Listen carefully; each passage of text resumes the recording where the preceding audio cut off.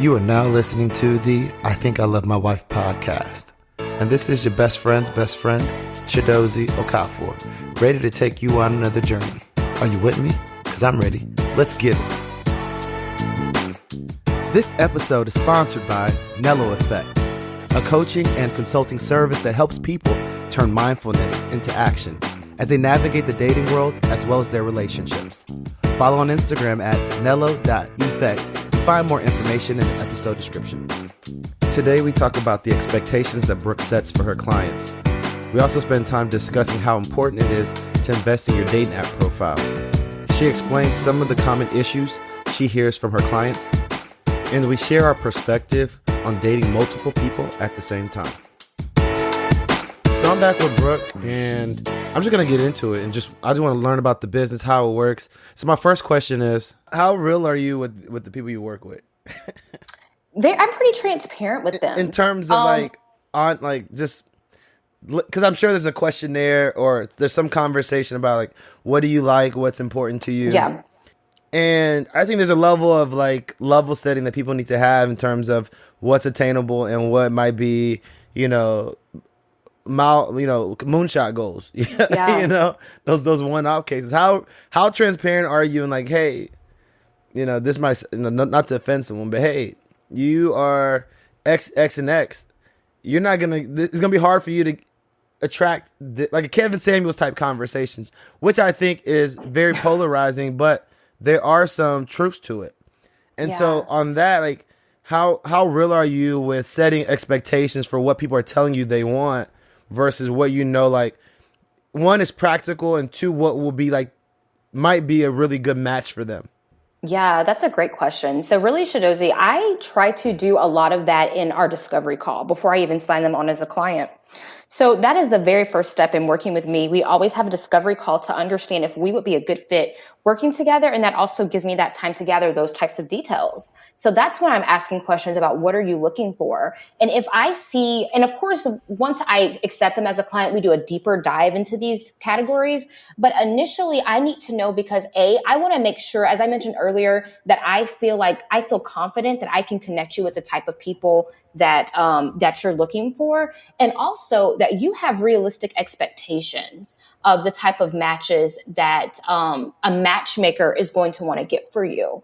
And so when I see some red flags there, I talk to them. One thing that's actually surprising that people may not even think about that I've come across is age. When people have a very, very small window with age, especially when we're using a matchmaker, I'm like, okay, this is something right here I can tell you I would need to push the age range out. When it comes to things like, I want him to, especially these physical traits, I'm like, what's been some of the craziest things you've heard from a age and this in general? Let's go through the topics. Age. What's been some of the craziest? Because I want to hit them because I think there are gonna be people listening to it that have the same requirements. You know what? Some of the craziest ages you've heard. I can laugh about this because one of my clients now is having really good success, but one of them came to me talking about, I only want to date someone who's younger than me. How old was she? She's in her mid-30s. Okay. And so I laughed at her. Her and I laugh about that now, but that's when I heard someone who only wanted to date someone who was younger than them. And then, of course, I matched her with someone who's older, and they hit it off.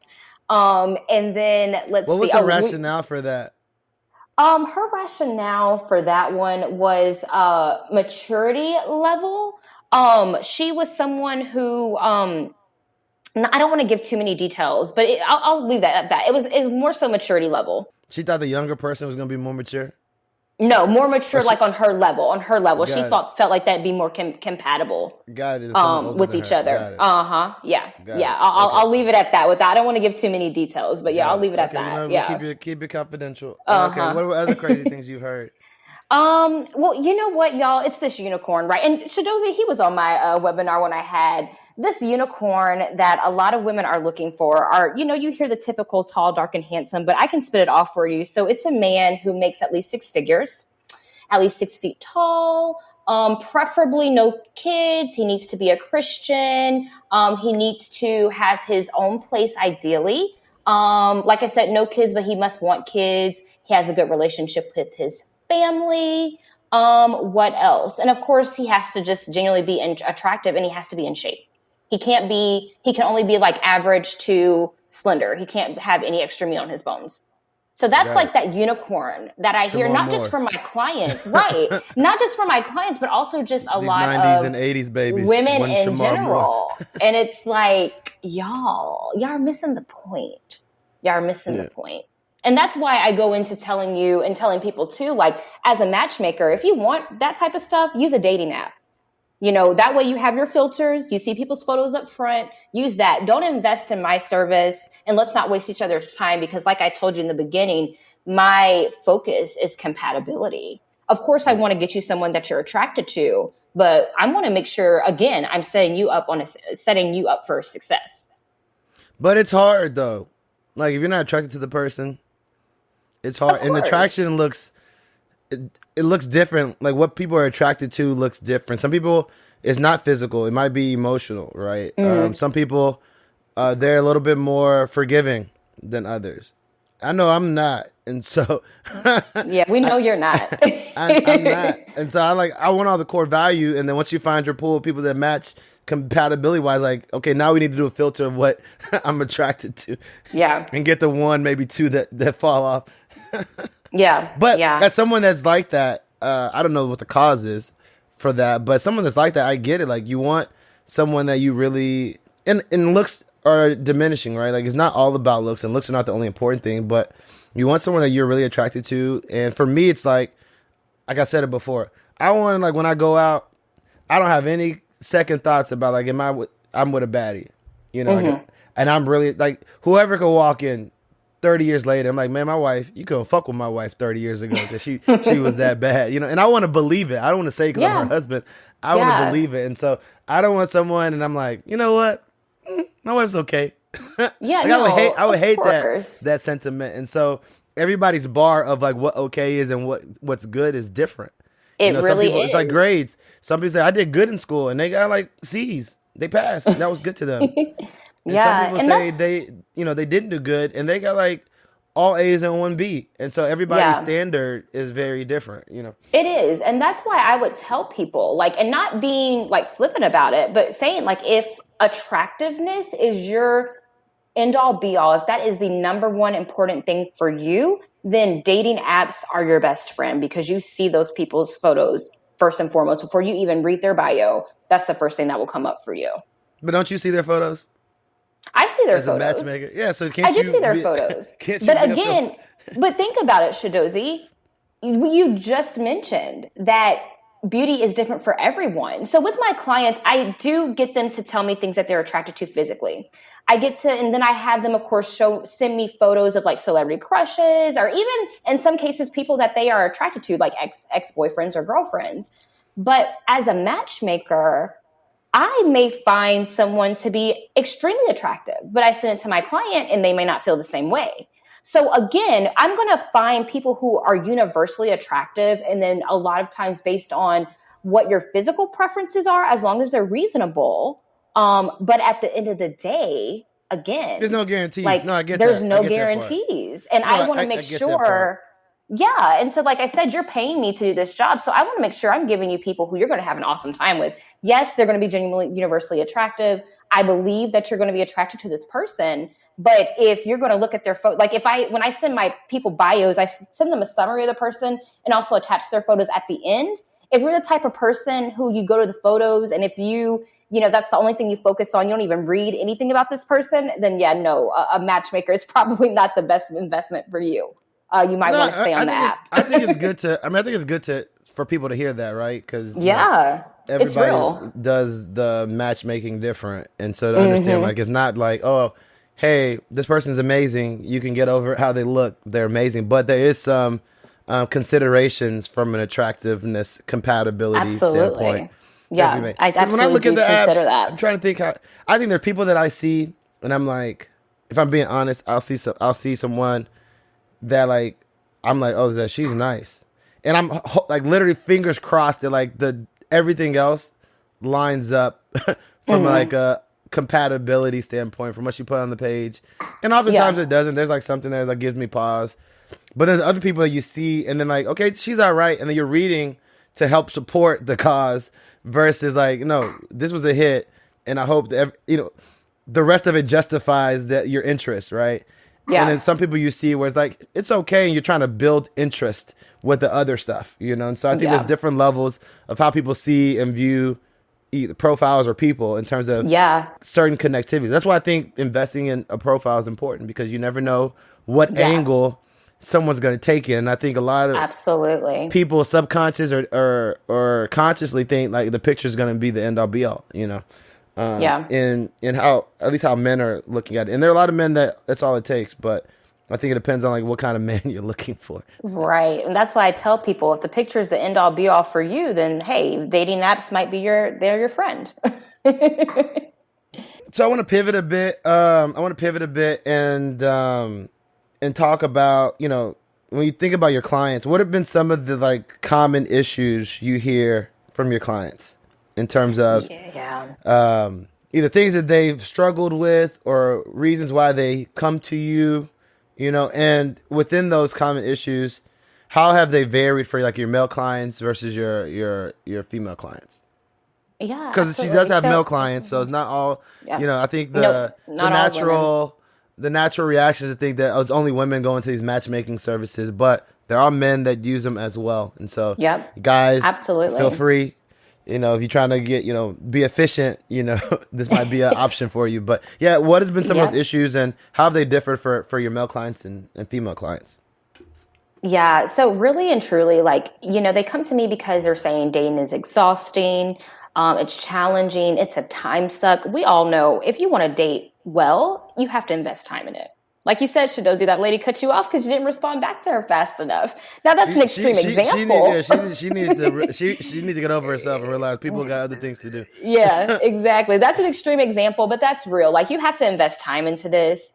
Also, these people, my clients, are people who want to date intentionally. They want to either get married or they are looking for a long-term commitment relationship. Most of them want to get married. And the issues they do vary, obviously. Like with the men see value because I am someone who, as I mentioned, is going to save them time. And also, if you think about the way a matchmaker works, I show photos, as we were talking about the photos. And so when I present a match to you, that person has already agreed to meet you. They're interested in meeting you. So there's already that sense of like, okay, there's no rejection. At least it's not like I shoot my shot and I might miss. It's like, no, this person's already agreed to meet you. All I have to do is connect you to. A lot of times women come to me because you use that word efficiency. And I think that that's a key word in my business because just the way I work, like I talked about how I outsource things in my business. People use a matchmaker to outsource things in their life. So I work with efficiency. I'm the one who's, on the ground doing the hunting. You don't have to be on, of course you can be on dating apps if you want to, but you're not the one who's actually physically finding these people to talk to. Again, as I mentioned with the men, when I connect you with this person, there's already interest. They've seen your photos. They know something about you. So they've obviously, from what they've seen, they want to learn more. And also just really and truly, I save so much time. And a lot of my clients, especially since these are people who are pretty successful in their career, they find a lot of value in being able to outsource and save themselves some time and just get a better or more efficient dating life in general. You mentioned like efficiency. You mentioned for the women, it's a function of like they're on the apps or not. Like, is there like rules to? Do you have rules to it in the sense of, for example, do you only match a person with one person at a time? Do you match them with, you get 3 people? Like, how does it work with that? Yeah. So my service options, you get a certain number of guaranteed matches. So say for instance, one of my service option is I'll call it like a 5-pack, right? So you get 5 guaranteed introductions. And on average, my clients are typically getting a new match per month. Sometimes we move faster. Sometimes we move slower, especially depending on their schedule. And also if they hit it off with a match.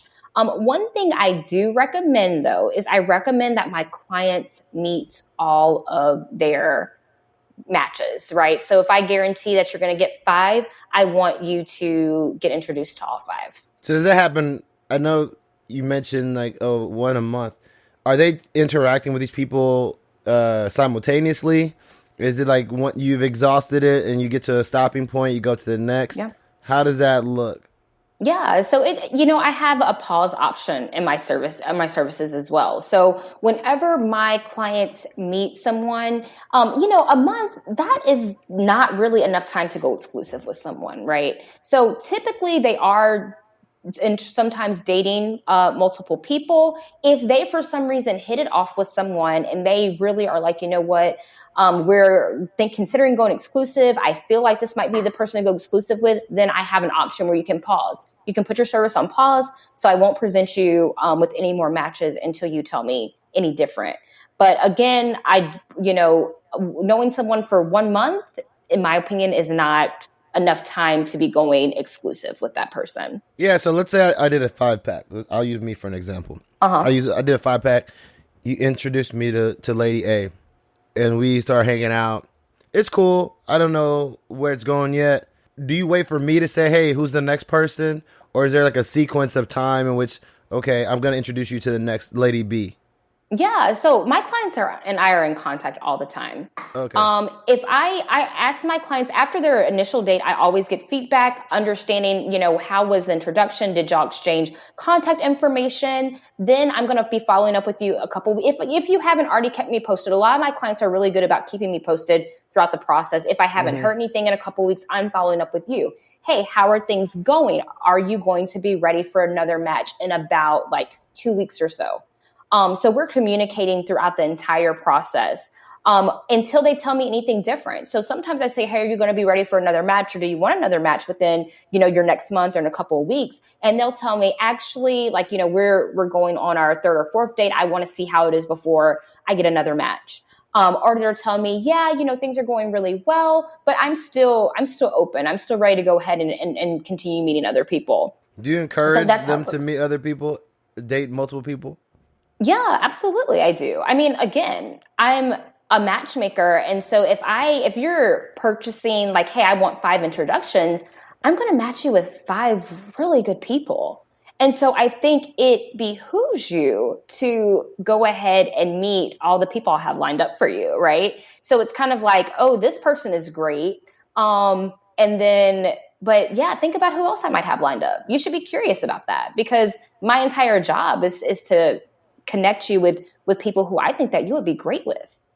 So yeah, I do encourage people to meet. I do have those rare instances where my clients, they hit it off so well, there's so much chemistry, where they're like, you know what, I don't know if I'd be emotionally available to anyone else. And so that's why I have the option to pause services in cases like that. No, I totally agree. I'm a proponent of not just trying to fill your bucket with people, but keeping your options open, dating multiple people until someone gives you a reason, man or woman, to be invested. I tried it once. I was like, let me try something different, because I keep, promoting this, and it was terrible. And so it validated the perspective that you should date multiple people. And I think people also need to know that they are not people need to know it's not that they are not, but people need to have the not the chase. Guys need to be able to hunt a little bit, right? It's just, I don't know what it is, chemical imbalance or what, but the feeling of I hunted to some degree and caught is a good feeling for a guy. And I think women need to have the, for lack of better words, uncertainty of I am it. To yearn, that's probably the best word, to yearn for something. Women need to yearn for something, and guys need to hunt something. And I think when that feeling is not there, people get comfortable and it feels weird. Why am I, why do I have this person and I know they're all about me? It eliminates the need to yearn for that person. It eliminates the need to hunt for that person, because they could have just seen all the things that it's get over yourself, all the things that you already know about yourself, but the person doesn't know. There are occasions where people see that in you from jump. And then if they're very transparent about it and vulnerable, which is the double-edged sword of it, they'll let you know yo, I see this and that. But it also, takes the yearning out of the equation. It takes the hunt out of the equation. And because that's not normalized, that feels weird. And people are now I don't know. Something about this is off or different because they're so used to yearning for something. They're so used to hunting. And then it feels weird. And then subconsciously, I think we self-sabotage because like that typical feeling isn't there anymore. And so that's why you gotta low-key play the game a bit. And you need to be transparent and raw, but you can't just put everything out there, jump, because this is how people operate. You know, if you study people, that's how people operate. And they need to go. It's like marinating chicken. It has to marinate. Like it has to sit for a bit. Yeah. And you can take it out early, but if you do, it ain't gonna come out right. And people have to have some of those sensations to then want to do the things they need to do to have like the feels they're accustomed to. And so I asked that because I'm on the apps, and like at any one point in time, like you can swipe on people. You don't know like when people are gonna see it. You might be on there more than them, or vice versa. And at any given time, you may have like 6 to 8 matches that like all of a sudden just happen. And so how do you help, like, as you say, like, hey, you have to be intentional. You have to invest in these things and give time to it. But when you're in periods where you are in contact or in communication with a lot of people or more than one person, how do you coach managing that? Yeah, you know what? I am someone who lives by my calendar, and I encourage my clients to do that too. As I was telling you, Chidozie, and when I hear from my matchmaking clients, it's an investment. You have to, if you want to be successful at it, you have to spend time in dating. So I tell them literally, like, block off time on your calendar if you need to. If Tuesday evenings is an evening where you know you're going to finish work early, that's going to either be the day that you're on the apps having these conversations. That's going to be the times where you're trying to connect off the apps with these matches, or that's going to be the time where you're scheduling your in-person dates. So I really try to, I live by my calendar, and I encourage other people to do so too by scheduling time and also being intentional about it, like being intentional, like keep an appointment like you would with anybody else. That makes total sense to me. Definitely get it. I wish we could keep going, but I know we're at time. I'm going to make sure I bring you back. There are a few other things I want to make sure that we talk about. The finances and financial aspect of dating.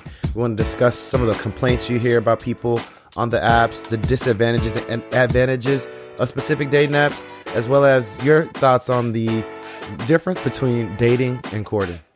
So if you want to hear more of Brooke's perspective, make sure you tune in next week. I'll wrap my conversation up with her. And if you're interested in Mosaic Matchmaking, I have more details in the episode description about how to sign up to be a client or join her candidate pool. Make sure you share this episode with a friend, follow on Instagram at ThinkLoveWife, subscribe to the podcast, leave a review, leave a rating. Until next time, you know what it is. I hope the conversation keeps going.